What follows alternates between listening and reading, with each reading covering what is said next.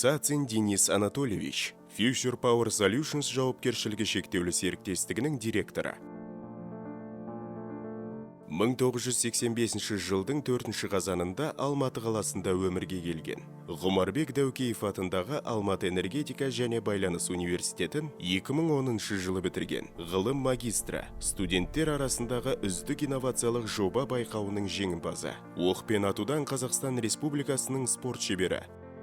Біз USAID бағдарламасының көмегімен Алматы энергетика және байланыс университетінде білім алатын студенттерге жаңартылатын энергия көздеріндегі полигонды жүзеге асырдық. Атап айтқанда, бұл гибридті күн сәулелік станциясы. Гибридті дегеніміз ол генерацияның екі түрін қамтиды. Яғни желіге тікелей бағытталған желілік генерация және энергия жинақтаушы автономды генерация. Біз осындай станцияны заманауи жабдықтарға орнаттық. Бұл жабдықтар зертханалық болып есептеледі және Алматы қаласының жағдайына сәйкес осы жабдықтармен зерттеу арқылы жұмыс істеуге мүмкіндік береді. Сондай-ақ студенттерге Алматы энергетика және байланыс университетінің қабырғасында қолданып көруге, оның барысында барлық қажетті және кемшіл тұстарын анықтап, қандай ерекшеліктері барын білуге көмектеседі. Бұл алдағы уақытта тәжірибеге қолдануға пайдасын тигізеді. Осы жерде жұмыс істеп жүріп, жүйенің қалай тарылтатынын білетін болады. Сонымен қатар, Алматы қаласының жағдайында қалай жұмыс істейтінін көре алады. Аталмыш жүйелердің қызметі бойынша көшелерде қандай іс-шара жүргізу қажеттігін және жалпы осының барлығын қалай таратуға болатынын анықтайсыз. Себебі жүйенің өзінің ерекшеліктері бар.